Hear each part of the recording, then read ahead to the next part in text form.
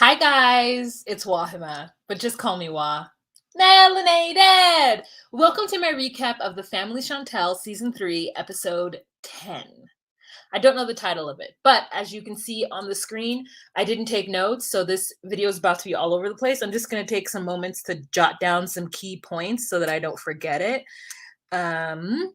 And also, if you would like to donate to the baby fund or leave a tip, these are your options down below. Cash App, Venmo, PayPal, Zelle, all the things. No super chat because YouTube being my business. Also, I did record my 90-day fiance before the 90 days recap. Just my hard drive is not allowing me to render it or finish editing it, but it's not accepting some of the data. So I have to wait until I get home in order to upload it. So I hope that you will excuse me and have patience. Megan and friend. Just writing down some top notes so that I can remember what I talk about. Conversation con Lidia y con Nicole. Okay, so you guys, what do you think is the best spinoff, the best franchise, the best spinoff of the 90 Day Fiancé franchise? To me, it honestly is The Family Chantel. And I know that Annie and David are having their own spinoff as well. And I don't know if I'm going to review it. I don't know if I'm going to watch it, truthfully. I don't care about the single life. The only storyline I think I might care about is Debbie, because she's looking pretty good and, elevated these days. But yeah, to me, The Family Chantel gives me quality nonsense. Oh, you guys want me to say that? Hey, Pinky, hey. That is my what is it called? Reenactment? What is the word? I don't know. But anyways, let's look at this picture of Karen. This picture of Karen is so good. Look at this diva. Look at this. Listen, I have always said that Karen is very pretty. So is Chantel, and so is Winter. Winter is just kills the game. She's that natural killer beauty. Look at this picture of this woman, though. Okay, look at it. So the Beachinistas get to their rooms, and Chantel and Pedro go off into one space, and mother and daughter, Winter and Karen, go into another space. Karen unfolds her hat collection and tells Winter that she can borrow any hat at any time.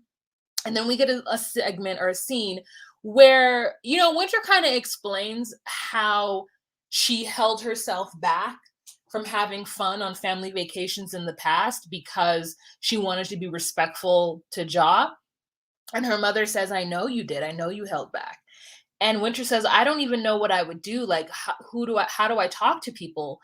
And I said to myself, that makes me so sad that Winter thought or felt the need to be able to stop herself from having fun, stop herself from, enjoying life because either she wasn't with Ja or she felt some kind of guilt having fun without him.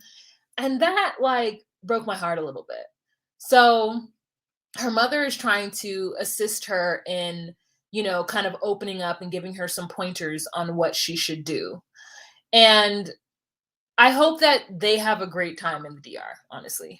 Oh God, I gotta take my phone off. Oh, Shanti, thank you so much. Oh, wow, Shanti, thank you. Thank you. I do appreciate that. Thank you so much. I'm humbled. Thank you so much for that. I appreciate it. Whew. I don't want to get upset. Stop it. This is the beginning of the video. I'm busy. But anyways, I want to thank you so much for that. That was so kind. It was really so kind. So I really do hope that Winter has a good time in the DR and is able to kind of let loose a little bit. I really do hope that for her. And this is not disturbed so that I don't get distracted. Okay. So she says that she had I'm like, how many pairs of boots did this woman bring? Because that outfit I just showed you, the yellow outfit, she has on her white cowboy boots with that. They're not full white. They have like another color woven into them. And that is her stilo. She loves hats, she loves boots. And as much as I make fun of some of the village people hats that she wears, like I have to give it to her. She has her own style. I have to appreciate it at some point. I can't talk mess about them all the time. You feel me? Okay. So then we have a scene where Thomas is working out in the gym. They have a full home gym, which I'm like, who uses that gym? That's an extensive gym. So good for them. They have a full home gym, and Thomas is in there, and I know they made him take a picture of Karen and like put it up, like he's just missing her. Because I'm like, truthfully, if Thomas were to have a picture up, all the kids would be there. I'm pretty sure. So Karen says that her and Thomas have never been this far apart at all in their relationship. Not even if they were mad at each other, they have never been this far apart. So I'm assuming, because I thought to myself, you mean you guys have never gone anywhere alone? But maybe that just means like they've just never been like as many miles apart as they currently are. But she's really excited for this girls trip, which Chantel continuously reminds her was not a girls trip, was a girls trip that she imposed and brought herself into. So they have that silly little scene, and I said to myself, you know what? As much shit as I talk about Thomas and Karen's relationship, this is what they say when they say get you a man who loves you more than you love them. And I'm not saying that Karen doesn't love Thomas as much, but it is very apparent and obvious that Thomas loves and appreciates his wife. And you don't see that all the time on TV, especially with Black people. You don't see it all the time. And so it's really nice to see that there are and will always be men out there who love their wives to death and are not scared to show that they love their wives, like are not ashamed of their dedication to their wives and their family. Because sometimes it's seen as like not manly or something, when to me it's like the ultimate like masculine move. You know, maybe you yourself aren't presenting like crazy, but the fact that you are taking care of your family in such a way and love your wife so openly in such a way is just kind of sweet and endearing. So I will always give them that, always. So the Beachinistas are having breakfast. And I mean, Chantel has her own entrance, girl, okay? Because Winter and Karen are already sitting down, and there's a camera walking behind as Chantel slowly saunters over to the table and sits down. And, you know, Karen uses every bit of the Spanish that she owns in her brain. And they basically have a conversation about Chantel's impending visit to talk and meet with Lydia and Pedro. And Karen gives her some sound advice. Leading people alone is none of your business. And this seems so off brand with what I usually think Karen is going to say. But ever since, you know, she first found out about Pedro's situation with his father and Pedro's and Lydia's lack of like understanding Pedro's, you know, feelings regarding it, she's been very much like, Chantel, stay out of that. It's not your business. That's Pedro's business. You can be there to support him, but leave Lydia alone. Don't come at them. Don't say anything aggressive or abrasive. Like, just be chill. And Chantel has actually taken her advice, but they still have to have those little digs. They still have to say, kind of be uppity about it, like we're better or we have higher value standard. I mean, they didn't say this, but this was the sentiment that I felt. And, you know, as somebody who says things on camera, it isn't fair to judge people based off of what you glean their intent was. So perhaps I am wrong and I'm willing to be wrong, but there's still a sense of like, oh, we're bad people. We're mental. We have problemas mentales, but you had children with a married man. And I'm like, as much as I love the fact that Karen and Thomas show their relationship on TV, to me, and from what I've seen in the world and from what I've seen on TV, their relationship isn't necessarily the norm. Okay. And I grew up in a 2-parent household. And to see a man actively love his wife is something that like is still sweet and endearing. And so like, it's not the story for everyone though, right? So I think for Karen has there's a certain amount of privilege that Karen has because she found the man that she found. And any woman who is happily married for X amount over a decade to a man that loves her and supports her and you all have been able to grow with, not to say you haven't had your ups and downs and everything hasn't been, perfect, but to find that is a privilege within itself because not every person finds that. And not just women, I can speak from the woman's perspective, but men too. Not every not every couple has that, and that is a privilege to have. So to judge Lydia because she was with a married man is not fair, especially because she didn't know he was married.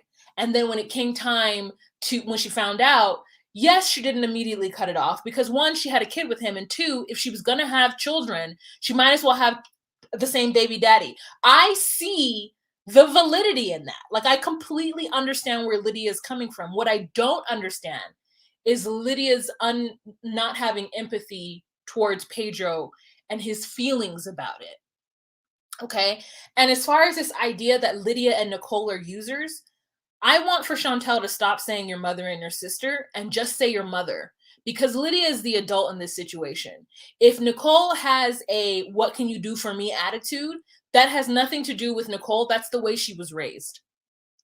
And there are a lot of people who move through life that way because that is how they survive. And I don't necessarily know that I full on judge their situation. Like, if you have an opportunity to have your child go to another country for more success, and that child goes to the country for more success, you're going to want money from them. Like, it's so common that I can't even say like, oh, this is wrong. It is so common in every country. There are Indian Americans or Indian immigrants who send money back to India. There are people in the US who send money back to the family that's in the other country so that they could have a better standard of living. It's what happens. So for Chantel and the family to keep saying that they're using, the intent is not the same, but they are doing it because there's a benefit, right? It only helps them. And I know everybody keeps being like, isn't Lydia a lawyer? Isn't Lydia a lawyer? Like, first of all, I don't believe she's a lawyer. Like, here's the truth. I don't truly believe she's a lawyer.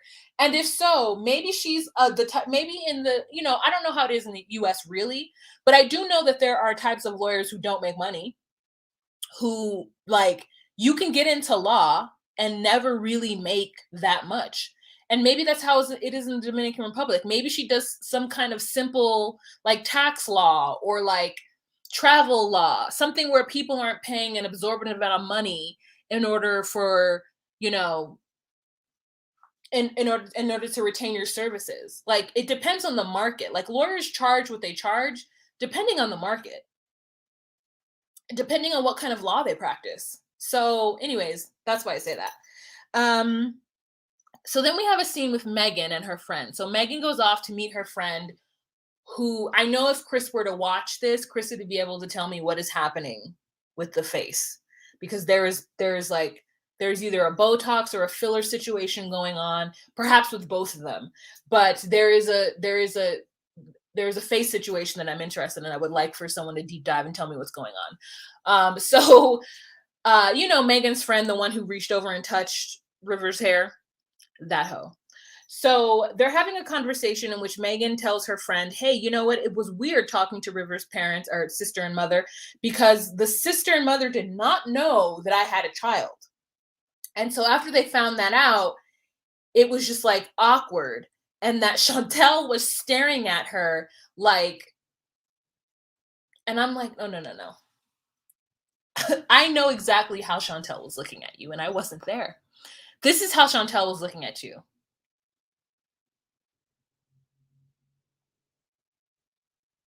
Chantel has this awkward smile where I think it's because she's like judging or thinking something in the back of her mind. And so for her to put on that smile, she thinks that she's presenting in a normal manner, but the rest of us are seeing someone just be awkward. The rest of us are seeing someone just being like, for too long of a period of time. Okay. So Also, I told you Chantel was rude doing that. She was like, "Well, I got things to do. I gotta go." It was like they were filming this segment, and the segment, like like, it's so funny. All the things that Megan said, like the energy, the interaction, the conversation, was all so weird. And we saw it. We saw it when we watched that segment. It was weird, and it was weird that River didn't tell them that she had a kid. Like, what would River think that conversation was going to go like? But again, this is his first time, so maybe he was nervous and he didn't really know what to say. Um, Also, River and Megan had a conversation where River was basically like, I feel like I'm putting in work on this relationship and you're not. Like, you're not here meeting me. And she says, well, she really enjoys the fact that River just doesn't say things off the cuff, that he really does take some time to think about how he's feeling before he says it. But it threw her off because she thought that they were on the same page with how their relationship was going to go or was going. And it looks like they're not. And the friend brought up a fact, like maybe somebody's in River's head, like telling him, this is what it should be. And I'm like, I don't think that's what it is. I think that River and Chantel might have not River, Karen and Chantel might have had a conversation with River on the way home, like, hey, so it feels like you think that this relationship is further along on a certain trajectory than she does. And I think that he was starting to realize that. And I don't know if Megan is ready to take that steps, especially because of the awkward conversation with his family, and especially because now he didn't tell his family that she has a son, and that's a big part of her life. Like, and I agree with it. I agree with it. They don't live in the same city. Like, it's a long distance relationship. And it's also hard to try to maintain that long distance relationship if both of you guys aren't feeling the exact same thing. And I don't think that Megan has been swept off of her feet by River. I think she enjoys being around him. I think that they have fun together, but I don't know that she looks at River and thinks this is the man who's going to protect me and mines. And I think that, if that were me, you got to look at somebody and be like, this is the person who's going to protect me and mines. This is the person who's going to be a partner to me. And I don't know that she sees that in River. Maybe she's waiting for it to happen. Okay, so then we have the scene where Lydia meets up with Pedro and Chantel. And the commercials made it seem like Lydia and Chantel were going to go at it, but they just spliced it together in that way. Basically, Lydia, again, doesn't want to have the conversation. First of all, let me go back. Lydia is wearing a dress that is too small for her. Okay? The buttons are fighting each other. The buttons are running away from each other in this dress. And at any moment, I thought she was going to like bust open. And I said, Lydia, are you too old to be wearing things that don't fit? That's the whole thing. That's what watching the whole time. I was looking at her like gray looking, I might use bleaching cream skin. Her dried out frizzy hair because she's got too much perm on it. And I'm looking at this dress. Lydia does not want to talk about the fact that it hurts Pedro that he didn't have a relationship with his father. And so, as calmly as she could, in the best Spanish that I am so jealous of, like as much mess as I talk about Chantel speaks Spanish better than me. And I'm pretty sure she's been studying it less time than me. I mean, that's because she has somebody to speak Spanish with. But whatever. Like, remember Obed? Remember Obed who hooked Pedro up with Chantel so they could learn better English or better Spanish? But anyways, I really do appreciate the fact that Chantel will try to speak in Spanish and does a good job. But you could definitely see the wheels are smoking in that brain trying to get those words out. Like making sure she's saying the right words, and the conversion that's happening in her head is real. So anyways, Chantel looks beautiful. I mean, she looks so beautiful that Lydia cannot help but get up and call her the queen and tell her how great she looks. Like, it's undisputed how great she looks in that Fashion Over Shein outfit. I don't know where she got it from, but it is beautiful. It was flowy. It was beautiful. Anyways, So basically, Chantel sticks up for Pedro and says, "Can you not see that your son is having a hard time? That he, really, has pain towards this, and also, did you love his father?" And Lydia says, "No, I don't think I loved him." And that's when I was like, "Oh, Lydia,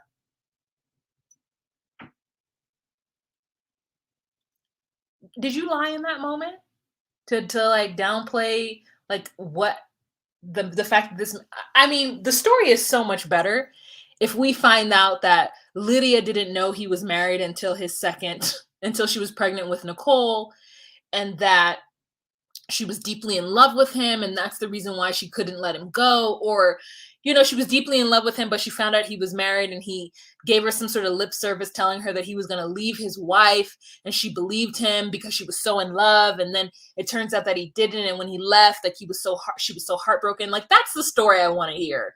I don't want to hear that you didn't really love this man. And even if it's the truth, I don't want to hear that. That made me so sad for Pedro. So Pedro walks away from the conversation because he's so upset, and Chantel tries to get him to calm down. And Lydia is just like, "I'm not going to talk about this anymore. Like, this is crazy that you would think that this conversation even needs to be had. Like, it's all in the past. Move forward. You're fine. We're fine." And I said, "Lydia, you traumatized this boy. Okay? He had to watch you go without food.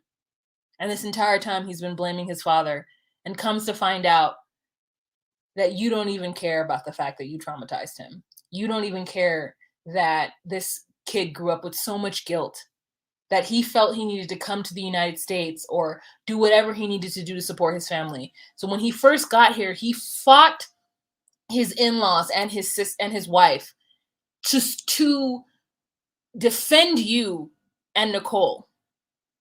And now it's time for you to love and support him, and you can't even do it." Yikes, mama. Yikes. So Pedro says that he's like doesn't know if he could even trust his own feelings. Like, did he love Chantel? Is he using her and her family because he feels like his sister and mother are users? Now, I feel like that correlation is a stretch, honestly. I don't understand why he's questioning if he's using Chantel and her family. Like, if you know you're not, he's like, "In my subconscious." And I'm like, no, no, no. If you know you're not, then don't try to feed into it just because of your family. And I don't think your family, I don't think they're users. Like, I think it's really easy to say, like, "Oh, my grandmother, my sister, my mother, they're users." Like, no, let's talk about culture, right? And let's talk about the way men and women behave. Let's talk about the fact that this man stepped out on his family. Like, you know what I'm saying? Like, let's talk about all that. Don't talk about the fact that they're using you, because I don't think that they're using anybody. I think that if they see an opportunity, they take it. Now, we can only say that in the US because we have the privilege to say so, to be like, "Oh, they're using." But like I said, there are plenty of foreigners in this country who send money back home.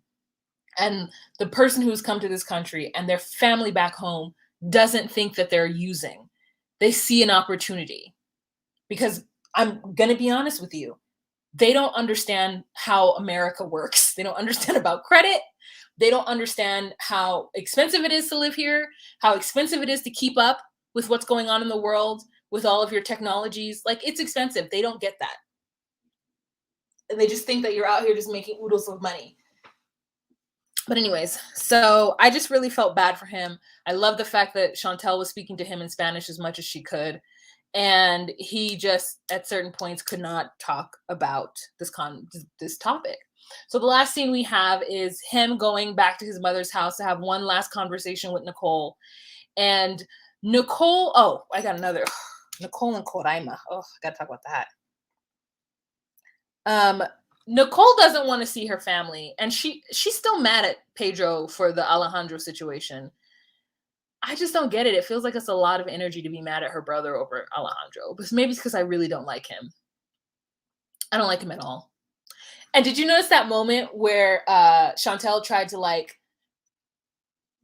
build a bridge with Lydia when talking about Alejandro and Nicole, because she's like, yeah, my sister was in a relationship with somebody who wasn't good for her either. And, people are going to love who they love. And I said, look at Chantel. Look at her trying to like mend bridges and make conversation. Anywho, so Pedro and Nicole ended up getting into a heated argument about uh, his behavior with Alejandro, his behavior with the mother, and whether or not Nicole wants to meet her dad's side of the family. And her attitude is like, they've never tried to reach out and meet us. Why should we try to reach out and meet them? And I guess if that's how you want to think about it, I guess. I don't know. I feel like having, meeting family that you never knew you had is kind of like you have a new resource. Like it's just like someone to talk to, someone to hang out with, someone to be comfortable around. Like, you're bringing in like new resources of love in your life and support. But if you don't want it, you don't want it. But I don't think they should down Pedro for wanting it. Okay, so the last scene. This is the last scene. We have a scene with Wahima and Nicole, where Nicole is like working out, and they're doing like very minimal workouts at the park, and they're talking about Chantel and her family being in the DR. And Nicole is very angry that they're there, and she feels like, why should they be there? And that her and Chantel are owed a fight, because Chantel last season in her confessionals kept calling Nicole a prostitute, alluding to the fact that she a hoe. And Nicole didn't like that shit. So Nicole basically is like, when I see Chantel, we're gonna have words. And as much as I'm like, that's fair to a certain extent, I'm also like, Nicole, you wouldn't have those teeth, or that car if it wasn't for Chantel and her antics. So put some respect in her name. Y'all would not have this reality show. I know you're keeping it up. You and Karaima are doing your very best, you know what I'm saying, to keep up a reality TV show and to keep the drama spinning and to have the words to say the things that you say in order to keep people engaged. However, you wouldn't have Nan if it wasn't for Chantel. And that's on Truth, Ruth. That's on Mary Had a Little Lamb. So the disrespect, I get it. She's disrespectful to you, but so what? You have things that you would not have had if it's not for her. And I wish that Pedro, if he were to hear Nicole talking about Chantel, would stick up for Chantel in the way that he sticks up for his family when Chantel talks mess. You know what I'm saying? Like, I think when he's right for sticking up for his sister when Nicole, like, oh, I only ever seen her, not Nicole, when Chantel made the comment about Nicole, like, standing on a corner or having men for money or whatever, like, that's inappropriate, but it's also inappropriate for Nicole to call Chantel crazy, even though she is, to a certain extent. All right. I think that's it. Can we get another friend besides Kodaima? Does she get paid? Like, I want to know. Is everybody getting paid? What are you guys saying? Hi, Tessa. Hi, Linda B. Hi, Mickey. Hi, Sherry. Hi, Hard to Know. Hi, Emily. Hard to Know says you were wondering if buttons were going to become bullets. Oh yeah, girl. It was like crazy. I was like, they are running from each other, okay? Versus watch. I just don't like Rupert's hairstyle. I like it better braided, truthfully, if I want to be honest. Hello, ML. Hello. I already said hi to Rickety Wren. Hello, Madi Madi. Hello, Brandy. Welcome to a live, Brandy. Glad you made it. Welcome, welcome. For those of you guys who are not watching this live, the video is over already. So I hope you guys have a fantastic week. And remember to be you, be true, and find your place. Bye. Okay, finish. Hello to Here Hunter. Hello, Elaine. Hello, the creative cutie. How are you?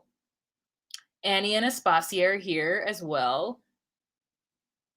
Jasmine is here. Okay, great. Jasmine is at work, so she's trying to surreptitiously be involved without letting everybody at work know that she's entertaining folks on YouTube. Hi, Bobby Whitney. Hi, Ladero. Hi, Bonnie. Hi, Lysandra.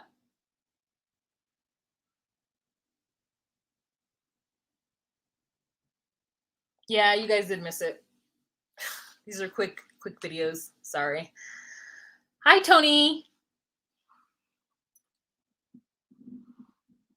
Surreptitiously. Yeah, I do like that word too. It's a good word. Where did I learn it? Surreptitious. Is it a song?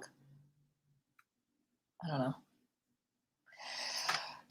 All right, you guys, that's it. Again, my 90-day fiance video will be up later on. Like, it'll literally be up on Sunday. Like, I'm not even gonna say later on this week. It won't be up until next Sunday. Until I get home. Till I get home, it won't be up. Did I talk about? I did. I think I'm done. I'm done. Yay, I did it. All right, you guys, have a fantastic week. Follow me on Instagram if you guys want to know what I'm doing throughout my day at Just Call Me Wah. If you would like to donate or drop a tip, do so down below. Thank you so much for Hard to Know. You are killing me, Shanti. You are killing me, Hard to Know. You're killing me. You're killing me. You're killing me. You are killing me. I'm dead. Okay. Thank you so much. Thank you so much, Shanti. Thank you very much. You are so generous and so kind. Thank you. I do appreciate it. I really do. Wow. Okay, y'all have a fantastic week. Remember to be you, be true, and find your place. Bye. Oh, wait. Wow. You sell those shirts, right? Yeah, maybe. I don't know. Is it still on my thing? Is it still? I don't know. This one I actually got made from my neighbor. So what happened is I went through was it Teespring to get them made, and then oh, my lighting has changed. It's because the light outside got brighter. I went through Teespring to get them made, but then my neighbor makes T-shirts also, and I wanted to send some T-shirts to people complimentary, so I had them made by my neighbor. So I want something cute. Maybe I'll get Gabby to help me make a cute T-shirt design. She's a graphic artist. Yeah, maybe I'll partner with Gabby. Gabby, I'm going to email you. Let me know if you have any ideas for a cute T-shirt, and maybe I'll get people to vote on what T-shirt they would want, and then do those in production somehow. I don't know, ShipStation or something. I don't know how to even make merch, but yeah, maybe I'll do that. I'll put a poll on Instagram, and I'll put a poll on YouTube and ask you guys what kind of merchandise you would want to see, if anything. All right, y'all have a fantastic week. I'll talk to you later. Bye.